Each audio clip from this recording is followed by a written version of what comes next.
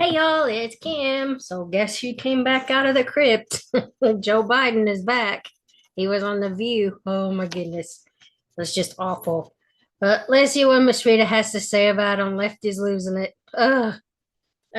This man, I don't think it's a very popular thing that he's come back out, but let's see what she's got to say about that particular issue, among others. What's going on in the Democrat Party, all over the place because I can't keep up with Trump.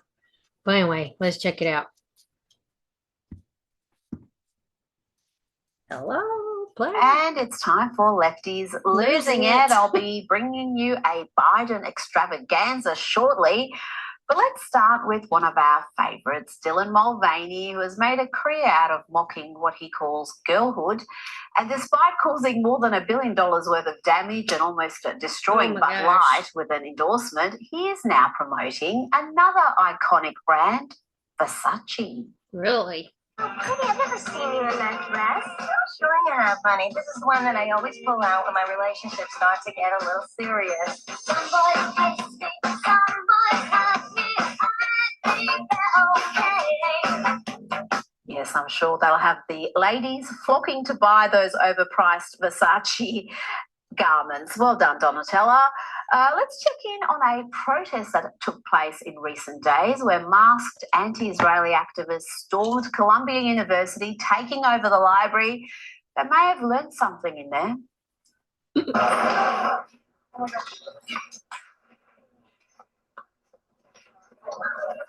Well, they weren't.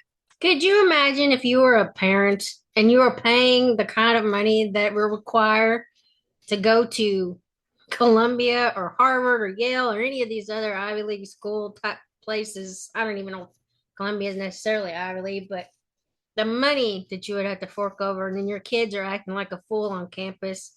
I cannot imagine that. I have two grown kids. There's no freaking way I would continue to foot the bill if they were acting stupid like that. I would be so angry because that just tells you that the school is an indoctrination camp. It's not an education center.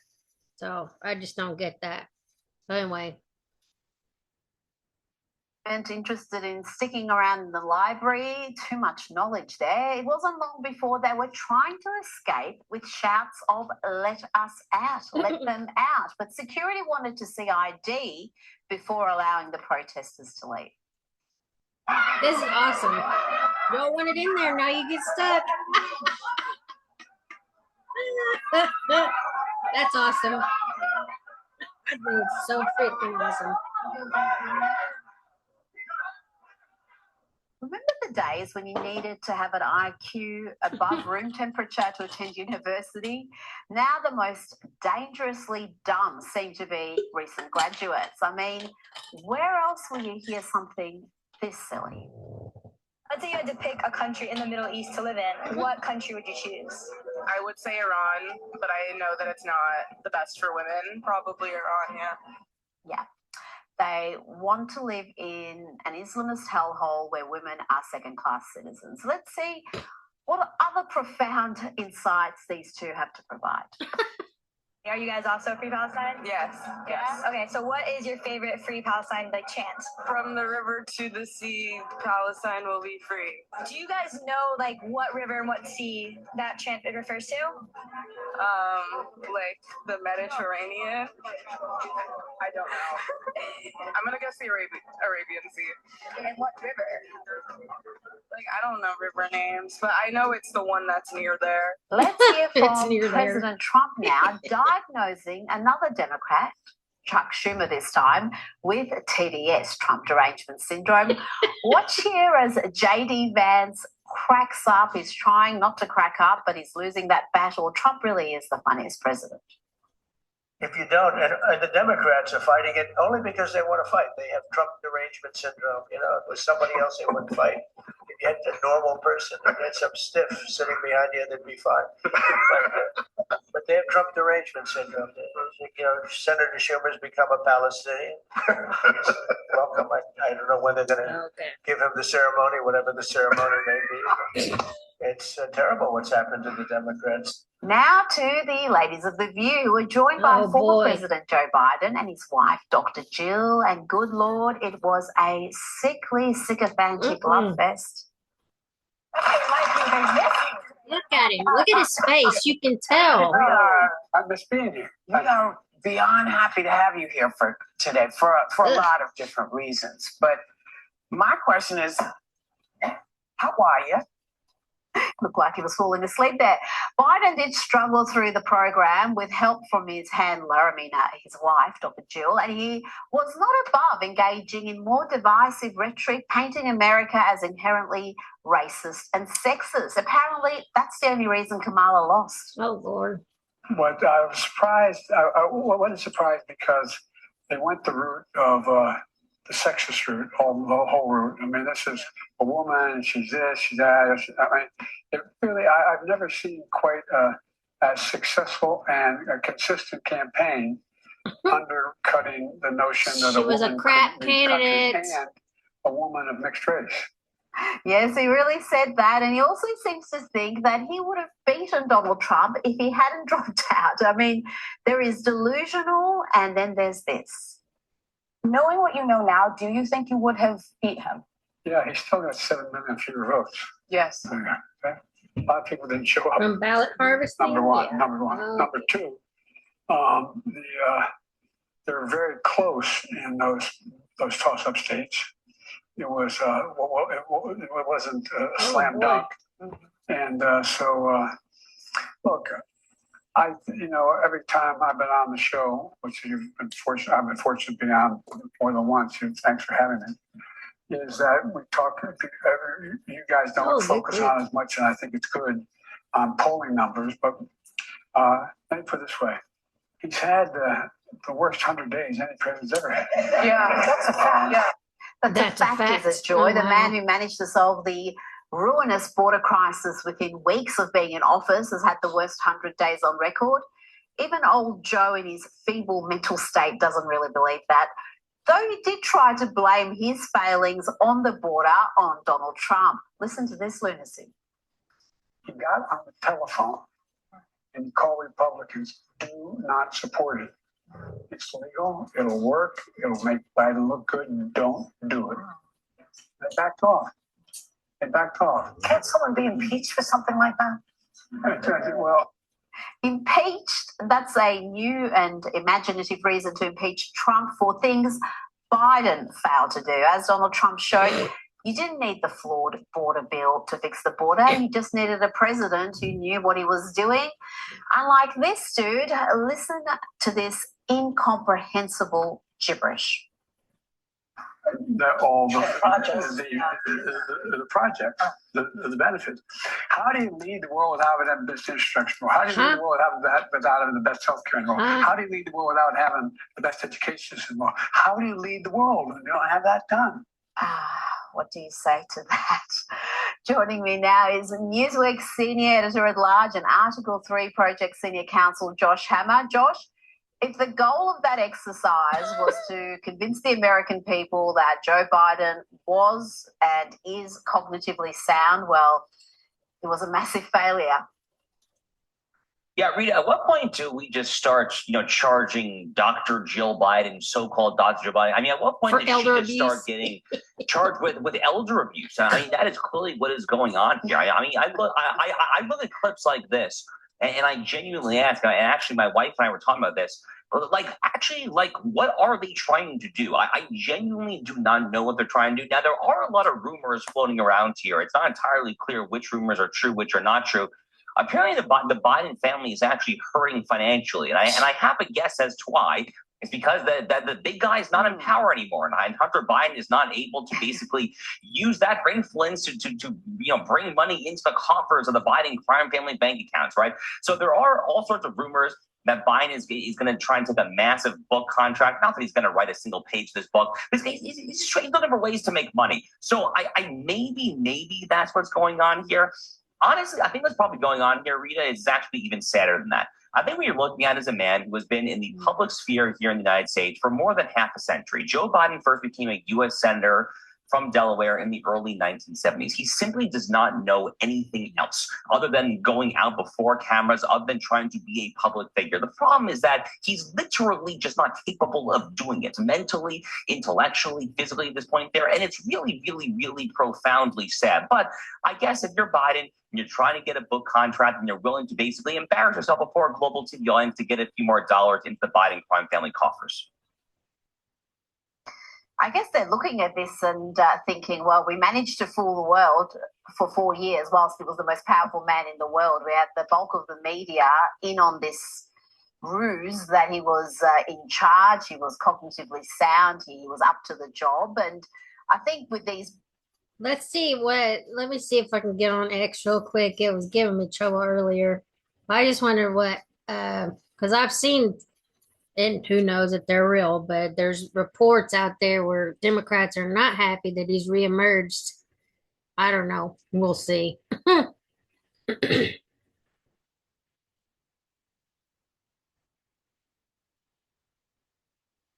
Let's see here.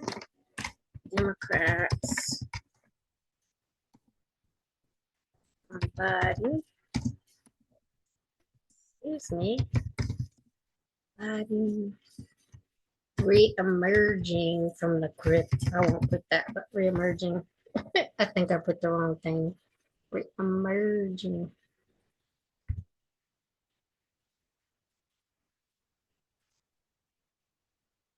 Okay, it says large majority of voters say Biden re-election would be setback disaster for nation. Well, duh. CNN reveals bad news for Biden and the Democrats. Re-electing Biden would be a disaster. Oh, we saw 4 years of that. A disaster from day one. This suck. The powerful globalists organized stealing America's election, installed Joe in 2020. Do not care about Joe's popularity poll numbers. Incompetent or destructive policies. As long as Joe follows the one world government agendas, they'll reinstall him. I mean, these are old, but it's just, I wonder, I thought I saw something the other day where people were not happy that he was coming back out. Let's see that. Setback more like critical on life support. Okay, these are old. This is just one post. Let's see. Democrats freak out over Biden's reemergence. Okay, this is from the 10th. They're picking at this gap. His disastrous appearances remind us of their lies.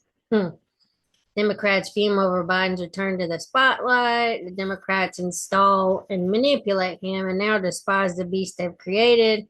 New polls data showing 65%. Democrats believe Biden should withdraw re-election. Okay, that's old. And then this is old. Okay, 15 hours. There's a Democrats freaking out over Biden's reemergence. His disastrous appearance remind us of how they lied from Obama bros to former officials in the Biden administration to his longtime allies and even some currently in elected office come remarks to say they wish he'd just fade off into the sunset as he's a reminder of the past, not the future. Who they should be directing their comments to is Jill, who can't quite give up the limelight. And then Democrats fume over Biden's return to the spotlight. So obviously they're not happy about it, but it is what it is. And what are you going to do? Okay, this is from July of 2024. Joe Biden reemerges to prove Dems were right to dump him, Rich Lowry. And of course, there's all kinds of books. I think Joe Scarborough said, if you can't handle the truth, blah, blah, blah, well, F you, talking about Joe Biden's mental acuity. And now we know he's written a book with some co-author, and I think several others have come out about Joe Biden's mental abilities. And I want to look at the Robert Hur report. I want to see, I can't wait until they release the actual video testimony from that transcript or whatever. I think that would be freaking awesome for the American people to see exactly why that the dude decided not to charge Joe Biden for all this criminal stuff they were doing while he was in office. Books coming out now about his time in office and some of those books being penned by leftist authors. He's trying to counter that, but it's not working. Every time he's in front of the camera, you are reminded of why he should have never been in that role. Now, let's talk about US President Donald Trump announcing on the weekend that India and Pakistan have agreed to a ceasefire. He wrote, after a long night of talks mediated by the United States, I'm pleased to announce that India and Pakistan have agreed to a full and immediate ceasefire. Congratulations to both countries on using common sense and great intelligence. Thank you for your attention to this matter. Now, how tenuous is this peace, this ceasefire, Josh? And what can you tell me about President Trump's offer to work with these nuclear-armed nations to come up with a solution over Kashmir? Well, this is an extraordinarily complicated and extraordinarily emotionally, religiously fraught conflict there in the Kashmir. Pakistan and India have been at loggerheads, Rita, as you know, for longer than half a century. It has been a very, very, very long time. And both these countries are nuclear powers. And anytime you have two nuclear powers that are directly firing each other, and not necessarily firing via proxy, as Russia and the United States have been doing in Ukraine for the past 3 years, but literally just directly, no proxy, just unfettered, but shots fired across the border. That has potential to be absolutely disastrous. So if there's an actual ceasefire and it's a very fluid, kinetic situation, but the last I checked, it looks like things were a lot calmer than they were at least earlier in this past week, then that is news to be celebrated all throughout the world. I think that America fundamentally, and Donald Trump is the right person to do this, has to reassess its relationship with these two particular countries. So back during the Cold War, India was part of the broader Soviet sphere of influence there. They were cozy with communist China, with apartheid South Africa, and so forth there. So the United States made a decision to ally with India's rival, Pakistan. That decision might have been correct at the time. It has not been particularly sound, shall we say, in retrospect. Let's not forget that Osama bin Laden was actually found in Pakistan. Pakistan is increasingly a radical Islamist nation there. America's ally in this conflict is no longer Pakistan. It really actually is India. America and the West in general, Australia, Western-style countries really ought to stand shoulder to shoulder with India for what my money's worth in this conflict there. I think that Donald Trump's the right guy to make inroads there with Modi and the leadership in New Delhi, and I look for those inroads to hopefully continue. Donald Trump has announced that an American-Israeli hostage held by Hamas since October 7, 2023 is coming home.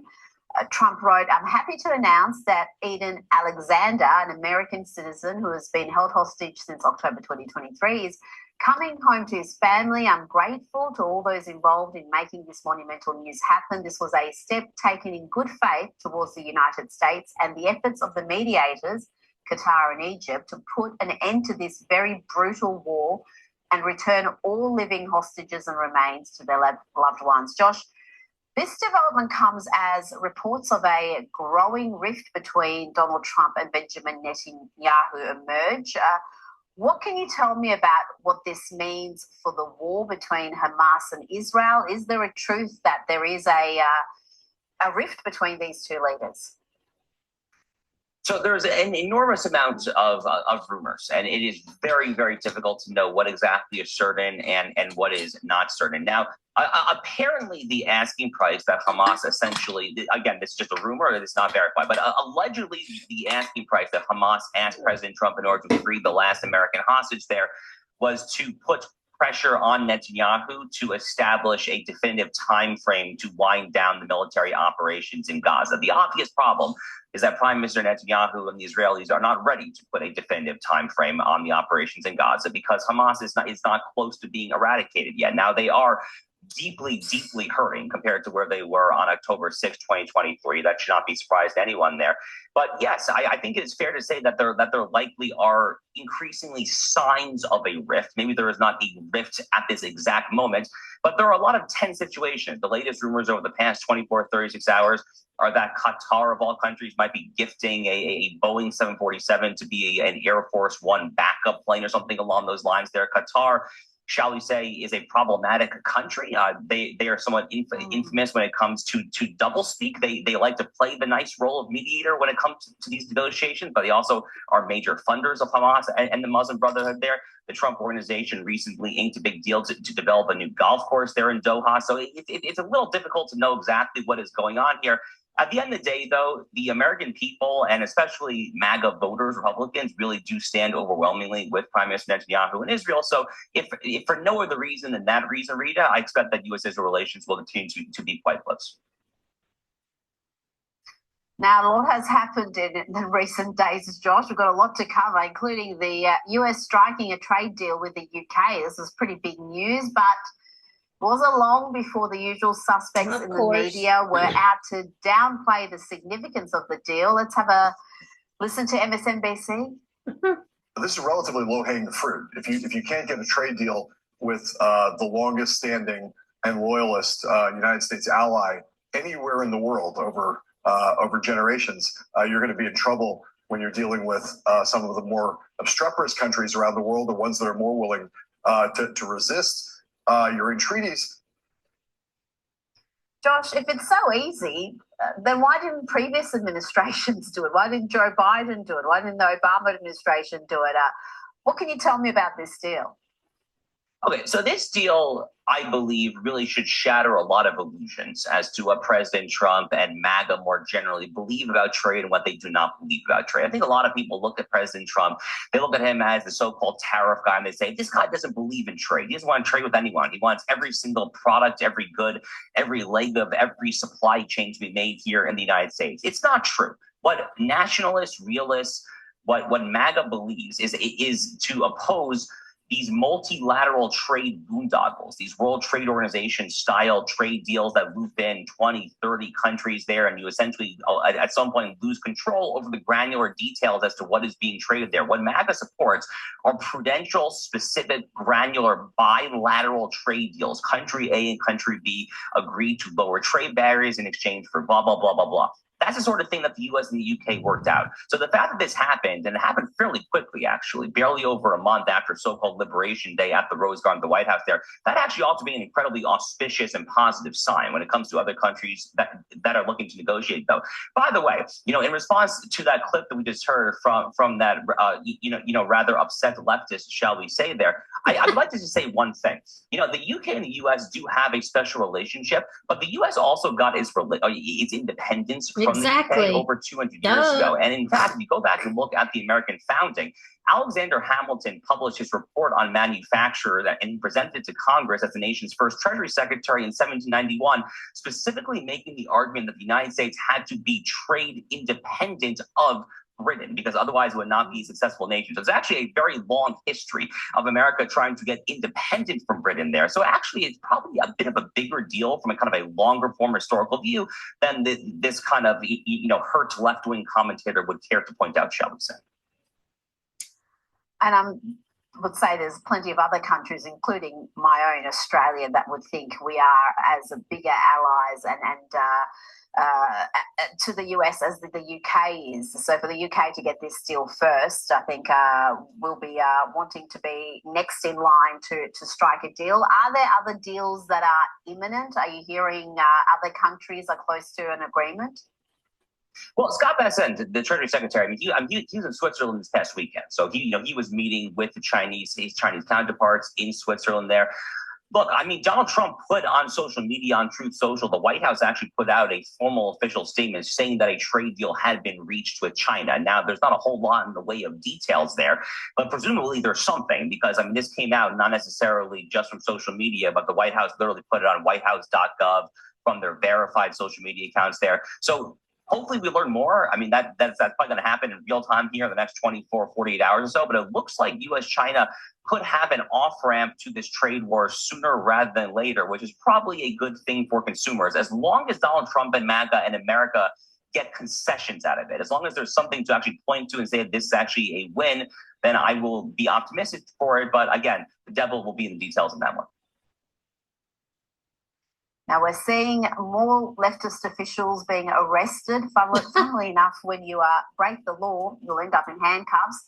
Here is Newark Mayor Raz Baraka, who was arrested at an ICE facility. That's the US Immigration and Customs Enforcement Detention Facility that opened last week.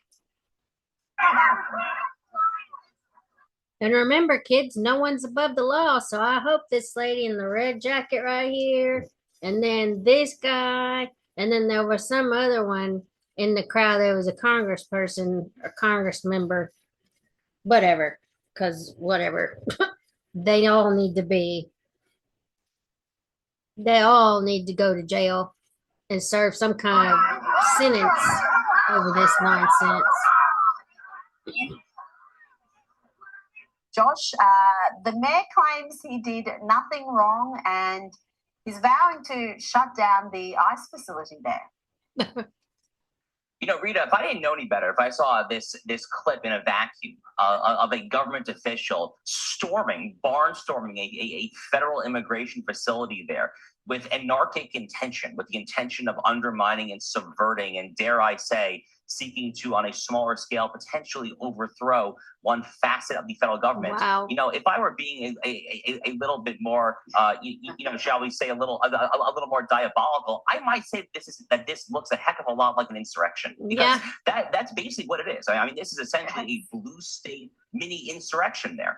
And I mean, you know, who the heck are the Democrats? Who the heck are the left this year? You know, to say that Donald Trump and the whole January 6th, this was kind of a republic threatening insurrection. I mean, what incredible hypocrisy. But the worst part about it, to me, is that this says so much about the actual state of the politics of the Democratic Party, meaning what plays politically well for them, what is politically poor. The fact that the mayor of Newark saw fit to do this there, this means that it's a publicity stunt. They're just trying to get more money out of the deal. So if they can show their constituents, oh, we're fighting for the illegal aliens, or what are they calling the migrants that are being locked away, then they know money's going to be pouring in from the bleeding heart liberals. This is politically beneficial because that guy wants to run for governor of New Jersey. He used this as a stepping stone for a statewide run.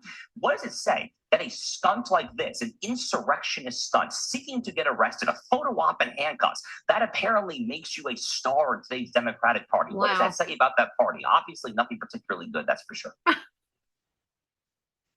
I could not believe the antics afterwards, Josh, because he was on every network playing the victim, pretending like this was political persecution.